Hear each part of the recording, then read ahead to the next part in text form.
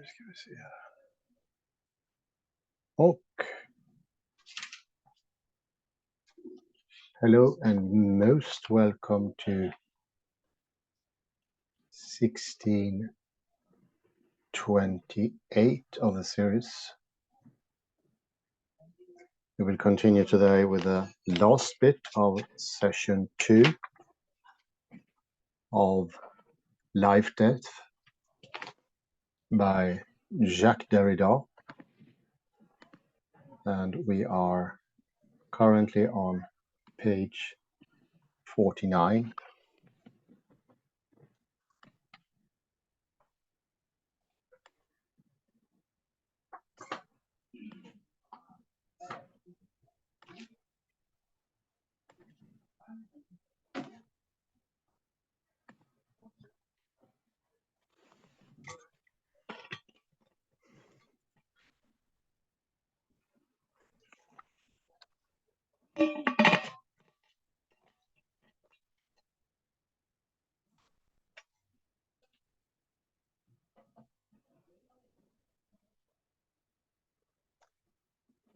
And we've been talking about hearing, the auditive element in understanding.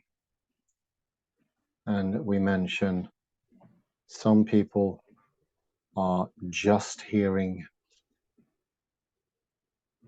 And this quotation is about listening in only.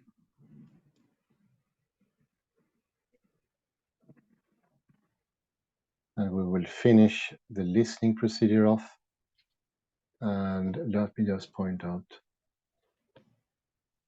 this has connections to the passivity of only knowing, not doing.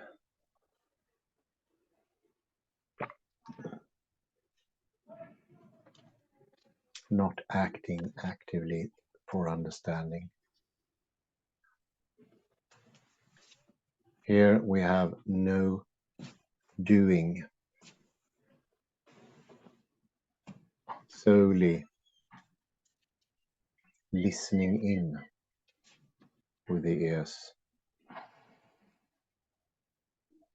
And here, of course, Derrida really puts it strongly.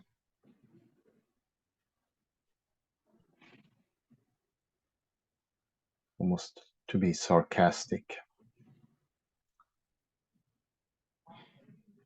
And I will continue with how, the fourth line in the quotation.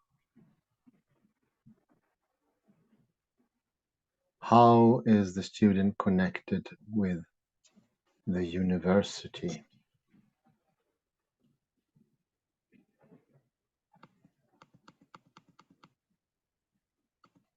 We answer by the ear as hearer.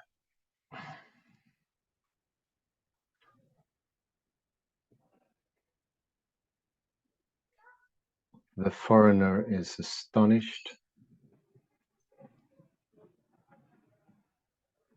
only by the ear.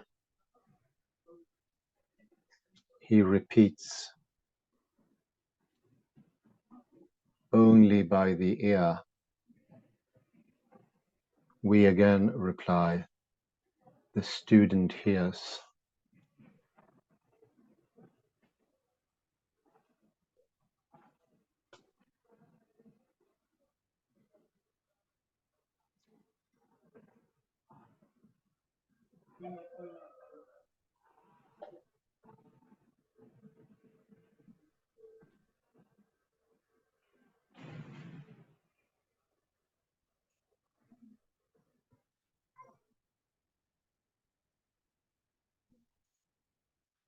When he speaks, when he sees, when he is in the company of his companions,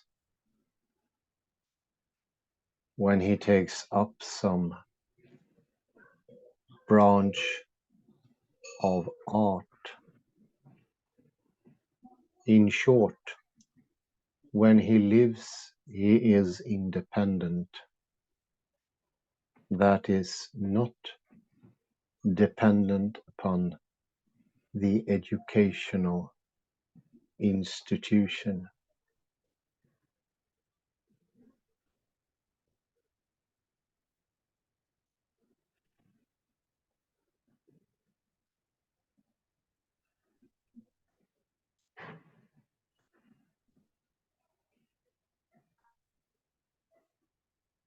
The student very often writes down something while he hears.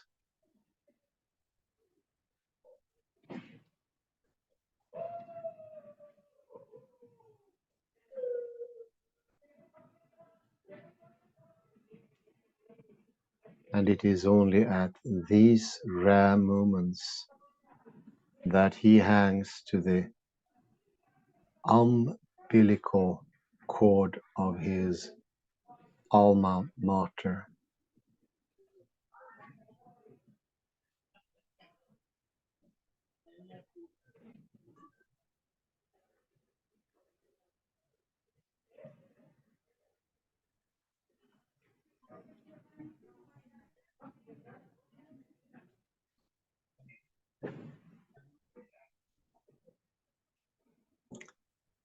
He himself may choose what he is to listen to.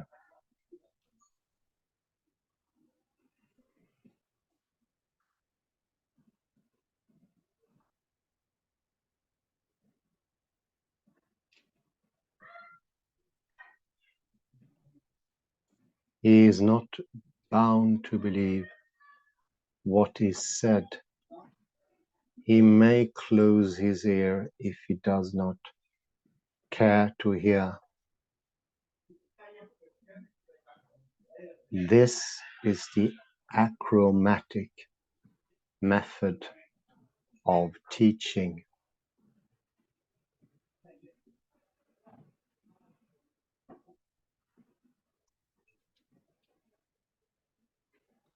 The teacher, however, speaks to these listening students.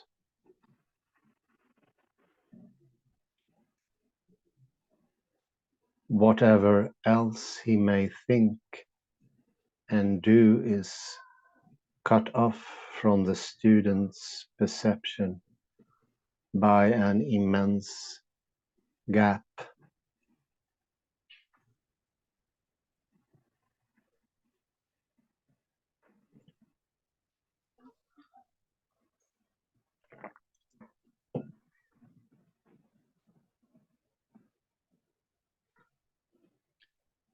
The professor often reads when he is speaking.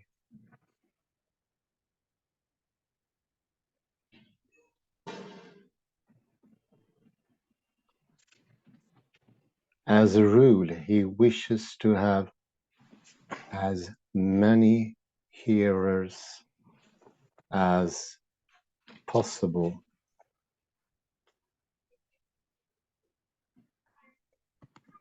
He is not content to have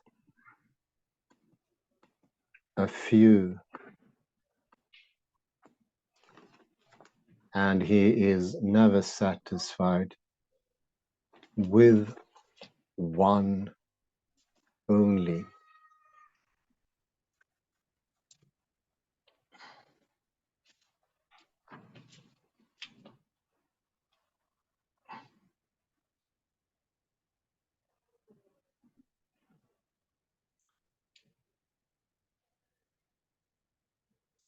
One speaking mouth with many ears and half as many writing hands.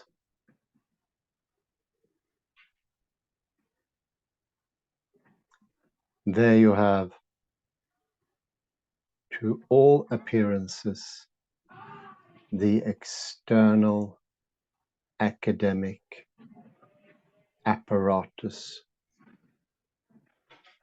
the university engine of culture, set in motion.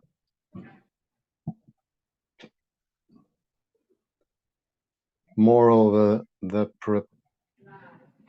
proprietor of this one mouth is severed from,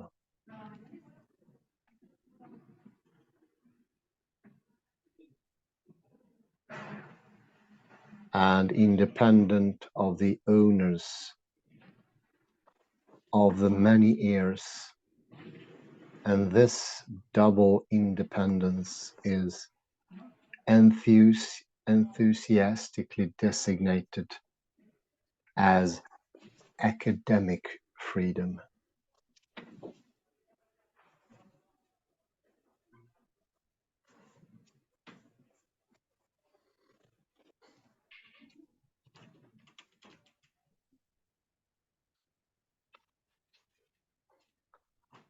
And again, that this freedom may be broadened still more.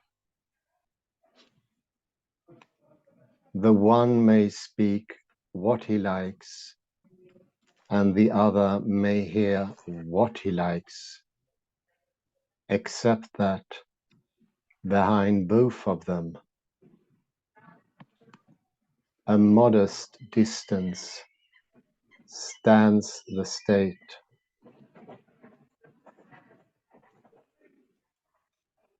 with all the intentness of a supervisor, to remind the professor and students from time to time that it is the aim, the goal, the be-all and end-all of this curious speaking and hearing procedure.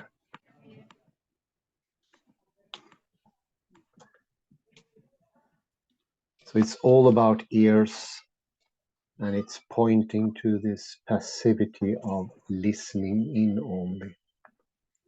And I think that becomes, in the long run, a mode of existing, a very limited mode of existing, of learning,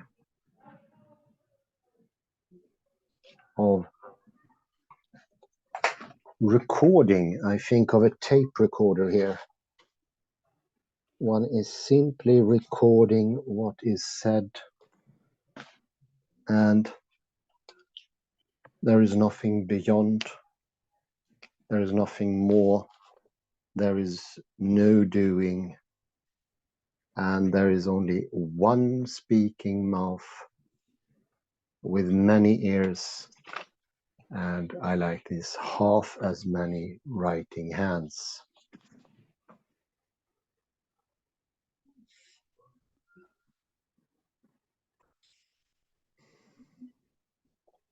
And the professor and students tell themselves and tell each other, that is the aim, the goal, and the be-all and end-all of this curious speaking and hearing procedure. Now we can struggle on to the third session. I will, in the summary, go back to this. Third session, transition, Oedipus faux pas.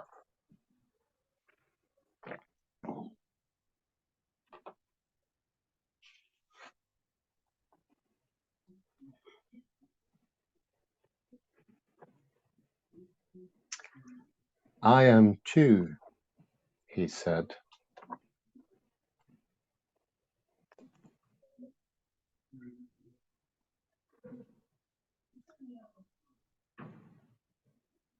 He, the dead, and she, the living,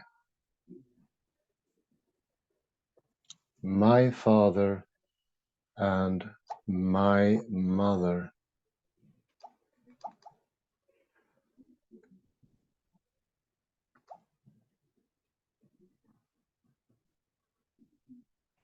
And I became almost blind when I reached the age of my father when he died.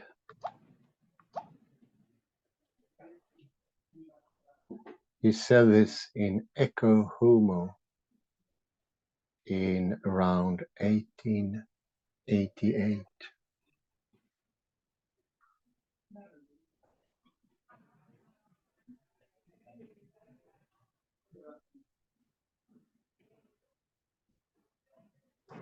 From there, we return, so to speak, to that discourse on the mother tongue that is the text of 1872 on the future of our educational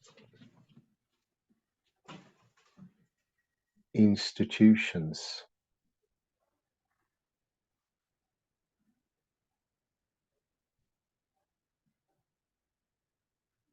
Nietzsche is all the time in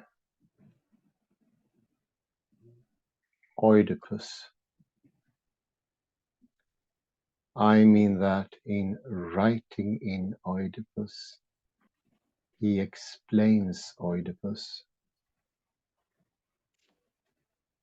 And since he knows that one never explains anything except by explaining oneself with or engaging oneself in the explanation,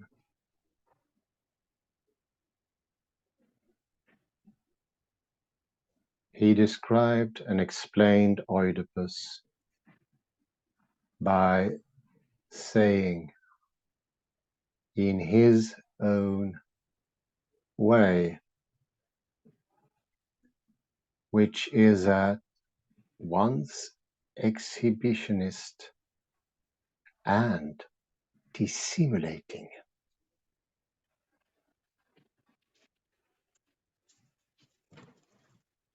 I, my father, my mother, my son, and me, I am not going to run through all of Nietzsche's explicit references to Oedipus.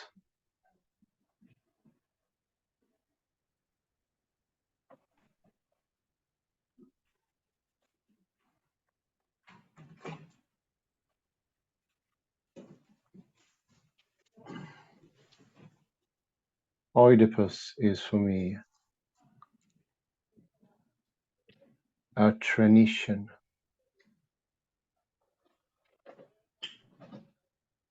Transition. Oedipus for me is a transition, I think it should be. Oedipus is today for me a transition.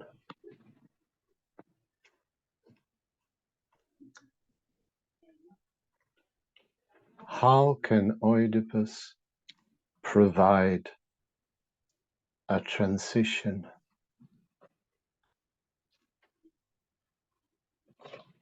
Toward what can he be a passage?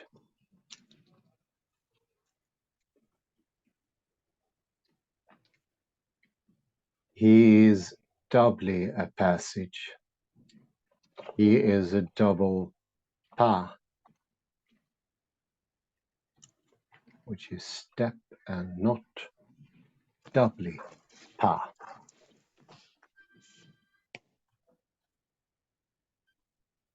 Kalle.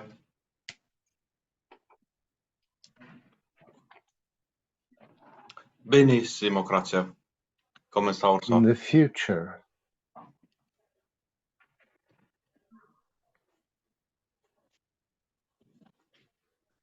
En keer zit dat. Nietzsche is very zit- critical of the way that pedagogues and teaching philologists of his time use Oedipus. Certo, certo. It is just Facite, Benedetto. one example cited in passing in the course of a marvelous description of how the swarm of young university philologists of the time, armed with their science and their historical erudition,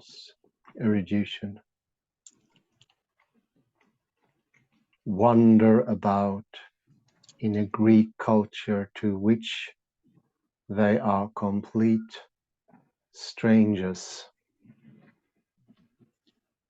like tourists or anachronistic policemen who project their problems or their morality onto Greek culture.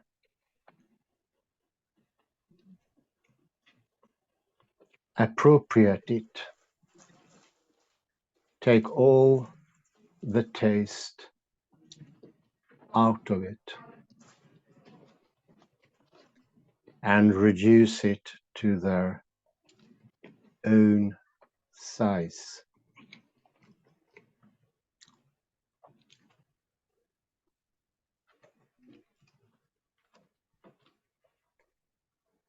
And what they do when they encounter Oedipus, a malevolent miscreant through whom a pre-Christian Sophocles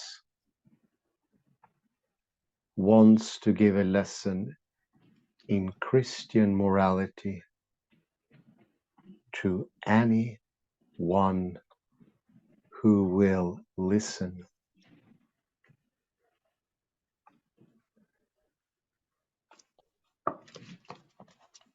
Do not be Oedipus or else.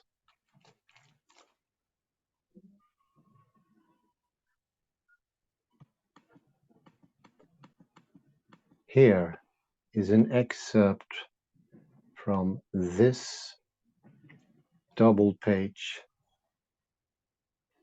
These new philologists are so barbaric that they dispose of these Greek relics to suit themselves. All the modern conveniences and fancies are brought with them. And there's a great rejoicing when somebody finds among the dust and cobwebs of antiquity something that he himself had slyly hidden there not so very long before.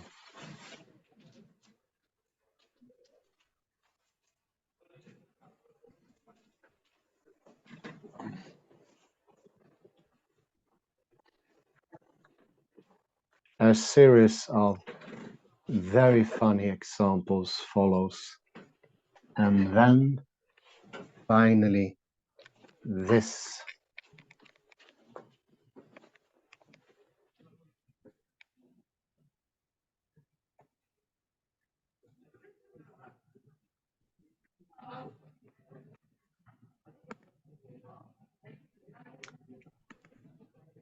What a deep breath he draws when he succeeds in raising yet another dark corner of antiquity to the level of his own intelligence.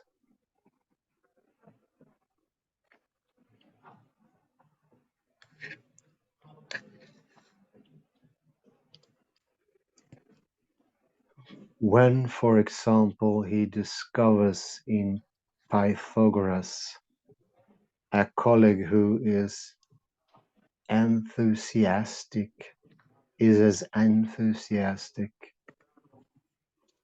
as himself in arguing about politics.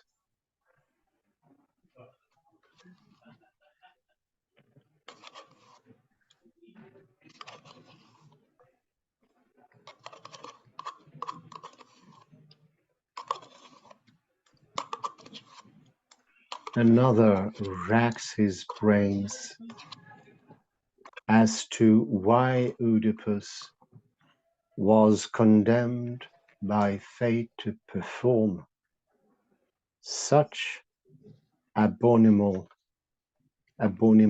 deeds, killing his father, marrying his mother. Where lies the blame?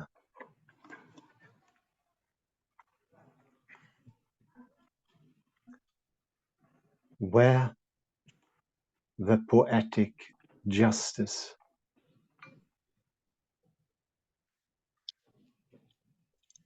Suddenly it occurs to him,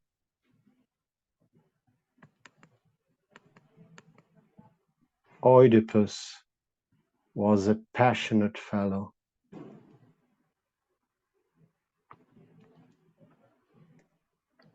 See Emery, the French translator, who translated this well. I think that this text is well translated, a lot better than many others.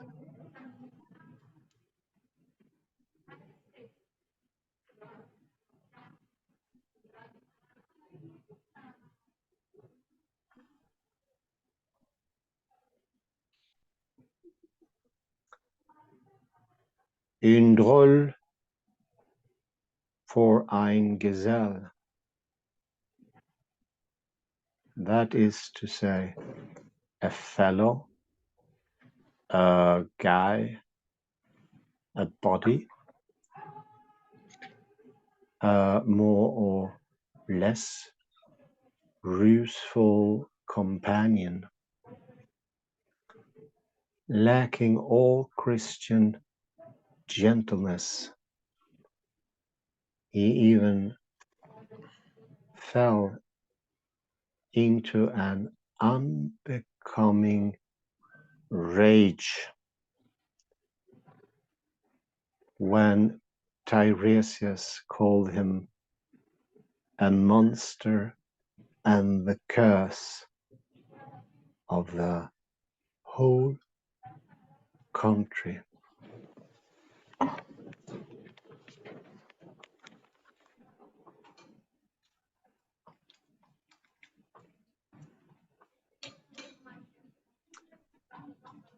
Be humble and meek was what Sophocles tried to teach.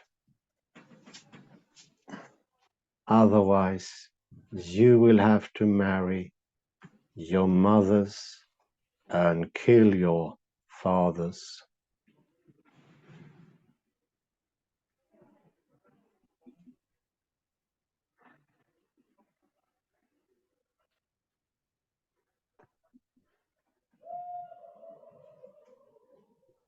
Others again pass their lives in counting the number of verses written by Greek and Roman poets, and are delighted with the proportion 713 equals 14.26.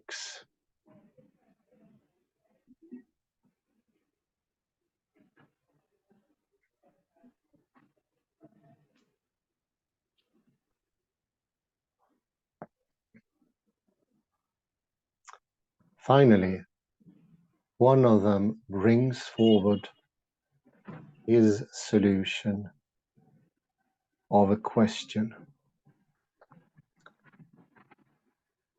such as the Homeric poems considered from the standpoint of prepositions, and thinks he has drawn the truth from the bottom of a well with ana and kata.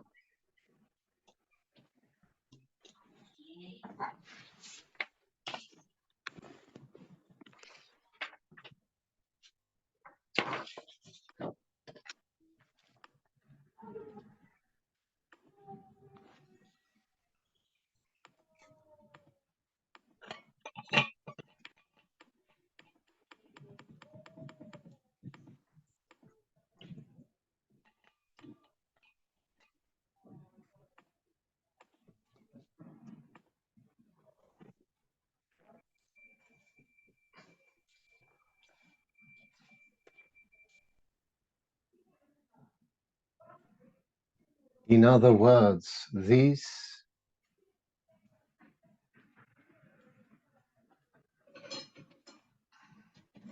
academics made of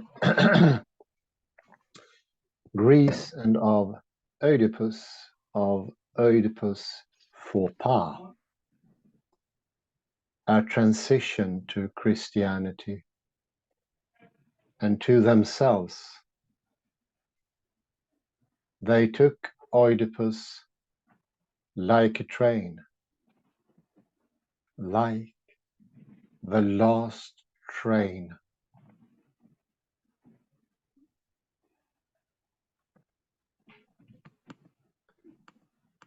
The year of these lectures, 1872, is the very same year as the Philosophenbuch, Autumn Winter 1872, exactly contemporary with these lectures. This book has its subtitle, as you know, Der letzte Philosophie, der Philosophbetrachtung über den Kampf von Kunst und Erkenntnis. What do we read there?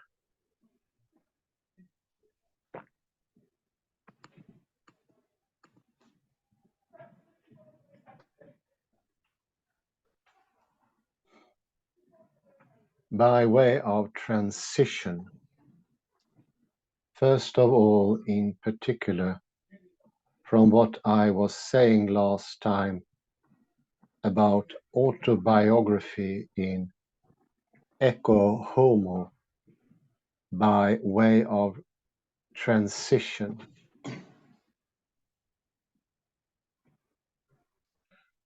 I take from this text a fragment on the fragment, on myself as the last philosopher.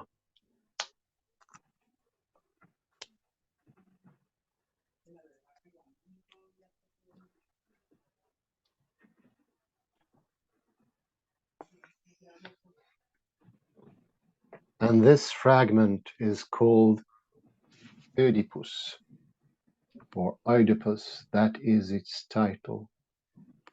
In this fragment,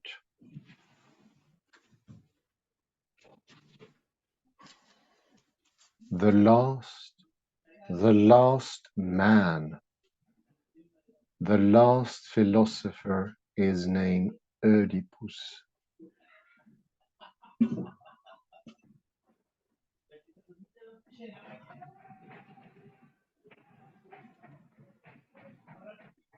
And he thinks of himself as the last, and he says I, and Nietzsche says I, Oedipus, and we must say it and reread it by saying I, Oedipus.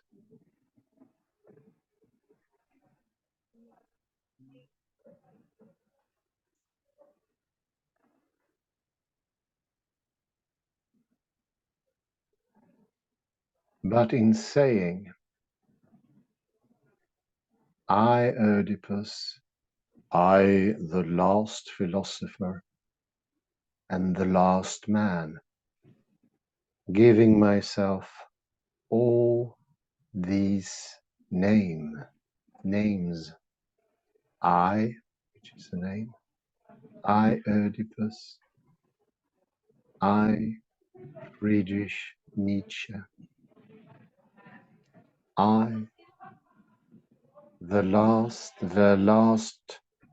philosopher, and so on, by referring to myself in this way, I affirm myself and recite myself as a transition,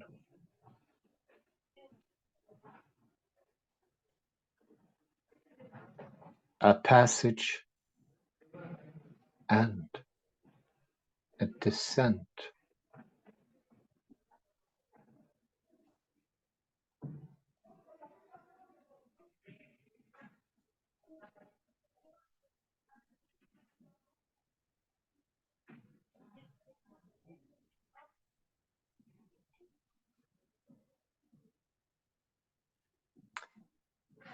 This is important. I affirm myself and recite myself as a transition, a passage and a descent.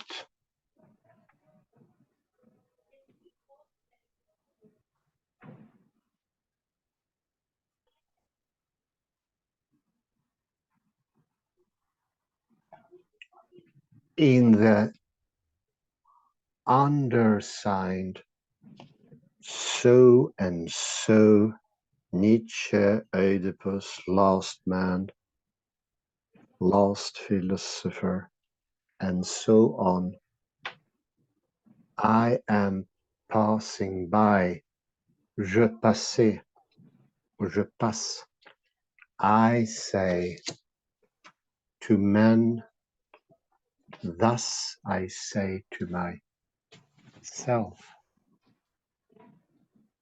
I say to the philosophers, thus I say to myself.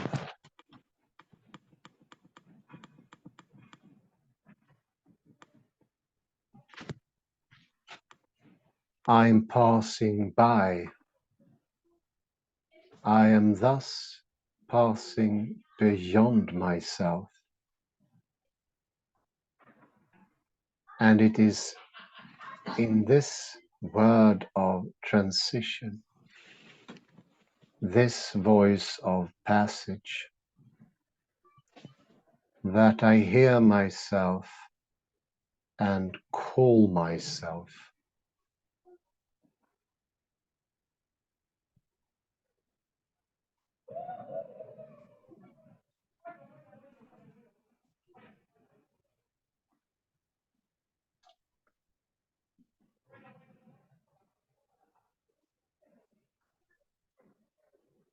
I call myself Oedipus. Here is the fragment which I here retranslate. Oedipus, Soliloquies of the last philosopher, a fragment from the history of posterity.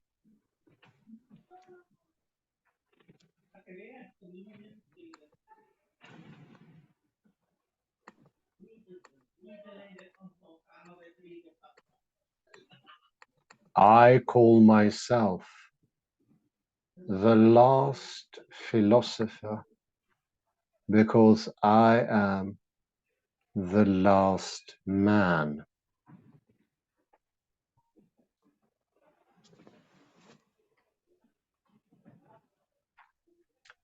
I myself am the only one who speaks with me, and my voice comes to me as the voice of someone who is dying.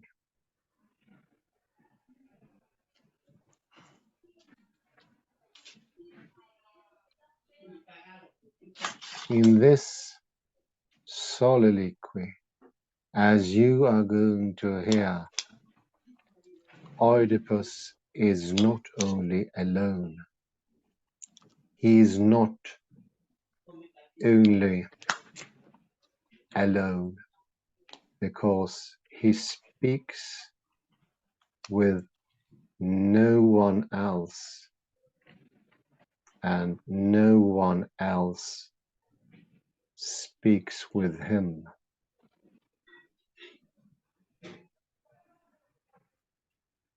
If it is a soliloquy, this is not because he speaks alone or speaks only to himself, but because he only speaks, does nothing but hear himself speaking to himself. Blind and dying as he is, he no longer has any relation than to the voice, his voice.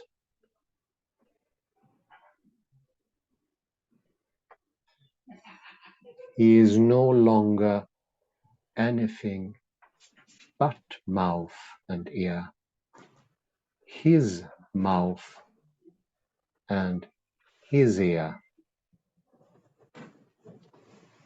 Soliloquy should here mean not the speaking of a single person to himself, but speaking alone, speaking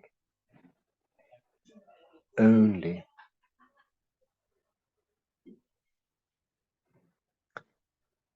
Let me commune with you for just 1 hour. Beloved voice, with you the last trace of the memory of all human happiness. With your help, I will deceive myself about my loneliness and lie my way into community and love. For my heart refuses to believe that love is dead.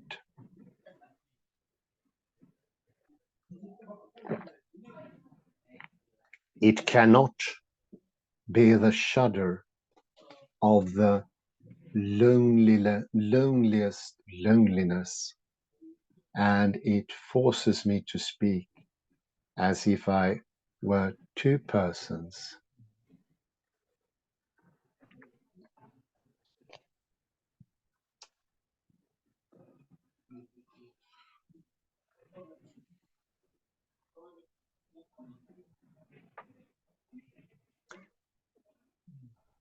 Do I still hear you, my voice?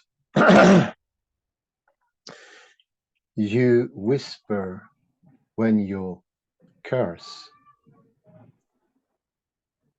and yet your curse should cause the bowels of this world to burst.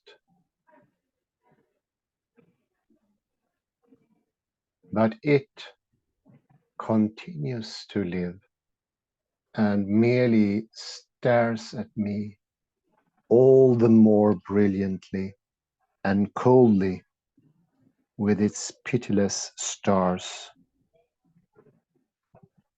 It continues to live.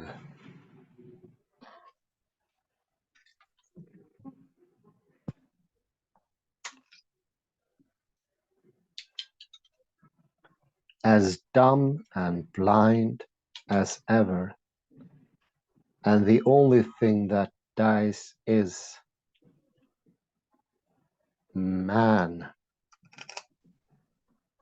Oedipus, the last philosopher,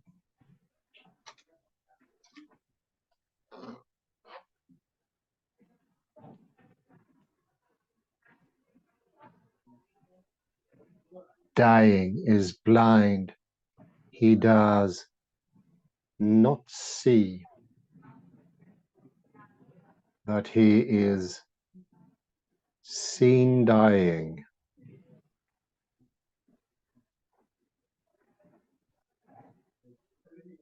He is stared at by that which survives him, the world and its icy, fixed, pitiless stars, which are they as well blind.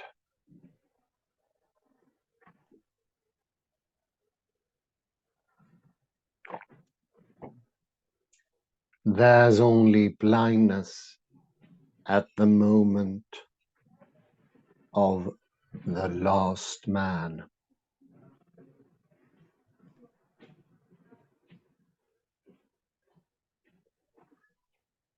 One can be only blind with Oedipus, and at the moment of the last, at the last moment, no one sees anyone any longer. There is no more point of view, that is, no point of view and no point of view. But in this night without borders, where the very thing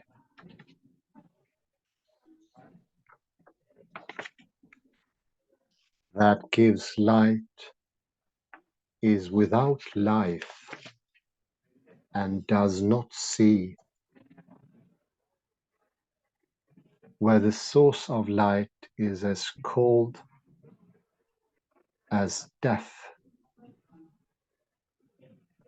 and blind like that which is going to die, there is something, there is someone, who at least has an ear for dying, who hears himself dying, and only one dies man. We are now on page 54.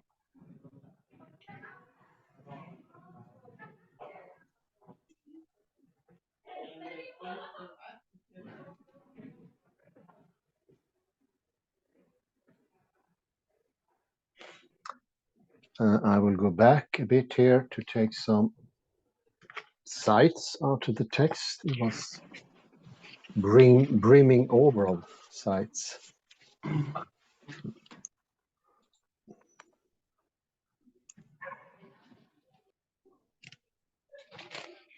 Let's see here. first we can have a look at.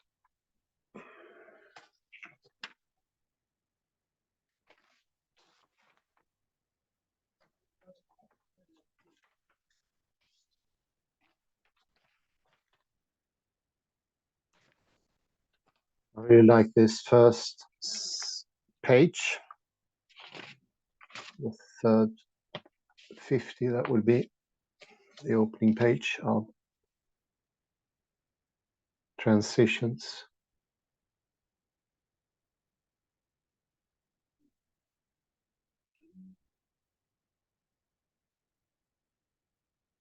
And further down, it's the 7th line from the bottom. And I will correct the spelling error in the text. Oedipus is for me a transition.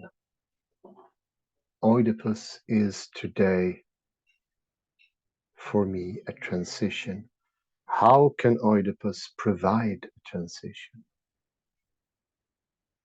Toward what can he be the passage?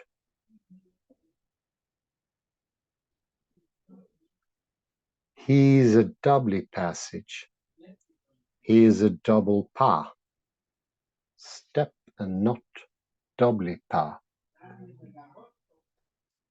This is an interesting double take. We had several before, we, and here we have pas.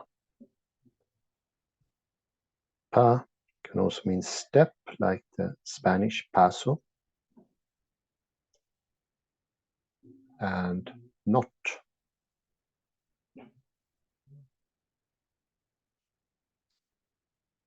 Can also, as you see in the translator's note, heard as passage,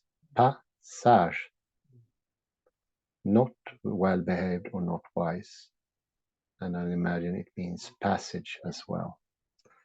This double take is important when we go further. The doubleness of Oedipus is important.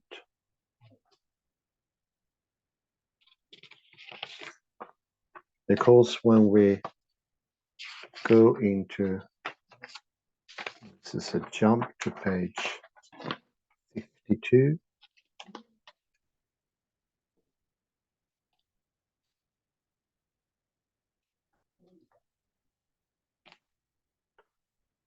Almost at the bottom, I affirm myself and recite, there's a double take already in that, myself as a transition, a passage and a descent. I, the undersign, and so. I am passing by, je passe. And here you have this passage as well. I say to men thus, I say to myself, I say to the philosophers, thus I say to myself. I'm passing by, and I am thus passing by beyond myself, and it is in this word of transition, this voice of passage, that I hear myself and call myself. So to speak, everything starts from the inward. First of all, there is an auto-reflection coming from the subject itself. It's coming from the beginning. And he calls himself Oedipus. And there is also the fragment.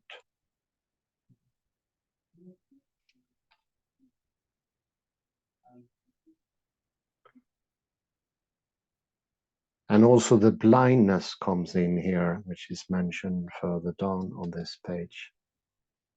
Because he only speaks, does nothing but hear himself speaking to himself. And blind and dying as he is, he no longer has any other relation than to the voice, to his voice. And his voice here is very important. This is almost in the beginning of the extensive fragment.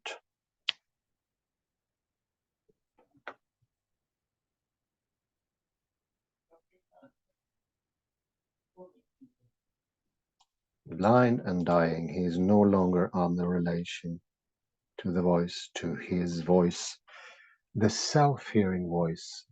And it's odd here, I come to think about how we hear our own voices. We hear them from inside our skulls. We do not hear them from our ears directly.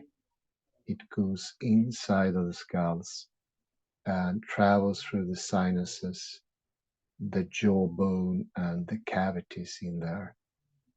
And that is necessary to make your own voice heard. So the auto-reflection starts everything. And there is genuinely a doubleness inside of this. It is not singular.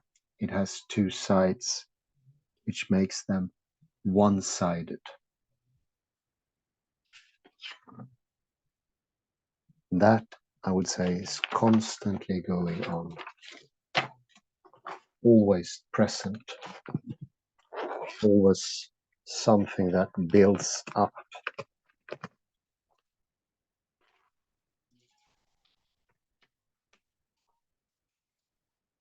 There will be more of this doubleness further in the text.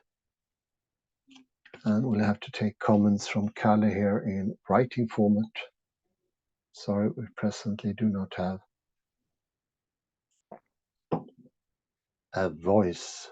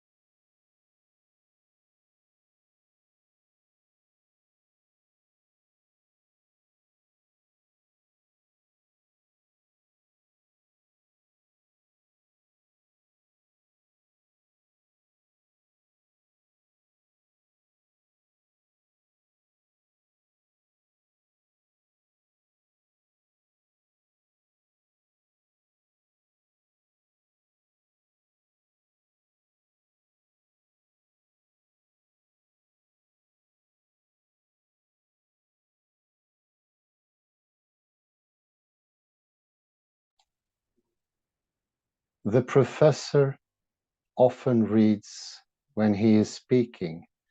As a rule, he wishes to have as many hearers as possible. He's not content to have a few, and he's never satisfied with only one. Very good. It's, so to speak, an unjust relationship here. That's the one voice that controls all other voices.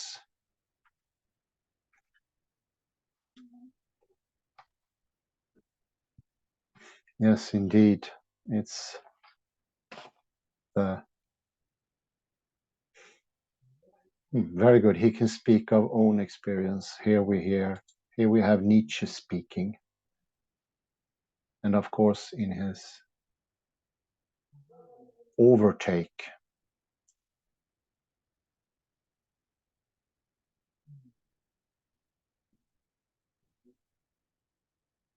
when he gave his lectures about Heraclitus, he had only one student merely.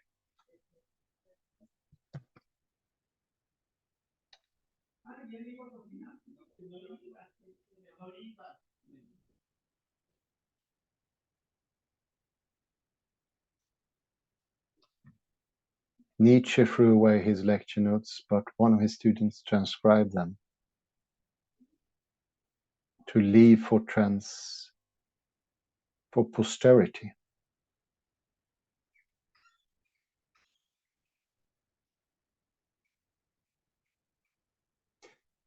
Sometimes one student is enough, very well.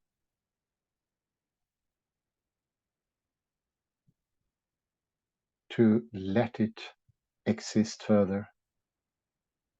The pre-Platonic philosophers, very good, yeah.